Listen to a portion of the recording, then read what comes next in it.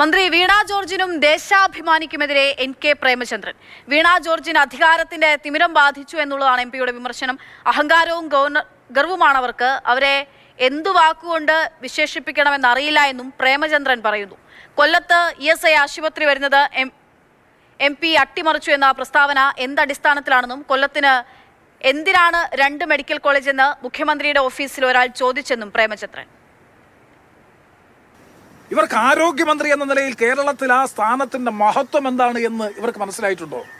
ഒരു മന്ത്രി കല്ലുവെച്ച പച്ച കള്ളം പുറത്തിറങ്ങി പറയുകയാണ്, ഞാൻ കൊണ്ടുവന്ന എന്റെ കൂടി പരിശ്രമഫലമായി കൊല്ലത്ത് ഞാൻ പ്രതിനിധീകരിക്കുന്ന ലോക്സഭാ മണ്ഡലത്തിൽ വരുന്ന ഒരു 600 കോടി രൂപയുടെ ഇൻവെസ്റ്റ്മെന്റ് ഉള്ള ഒരു പൊതുമേഖലാ സ്ഥാപനം അട്ടിമറിക്കാൻ ഞാൻ നേതൃത്വം കൊടുത്തു. പാർലമെന്റ് സെഷൻ പോലും കട്ട് ചെയ്ത് തിരുവനന്തപുരത്ത് നിയമസഭയിൽ പോയി ബഹുമാനപ്പെട്ട മുഖ്യമന്ത്രിയുടെ സമയം കണ്ടെത്തി അദ്ദേഹവുമായി സംസാരിക്കുന്നതടക്കം ഈ എഫേർട്സ് ഒക്കെ എടുത്തത് ഇതിനെ അട്ടിമറിക്കാൻ വേണ്ടിയാണ് എന്ന് ഈ മന്ത്രി പറഞ്ഞാൽ ആ മന്ത്രിയെ എങ്ങനെയാണ് അഭിസംബോധന ചെയ്യേണ്ടത് എന്ന് എനിക്കറിയില്ല.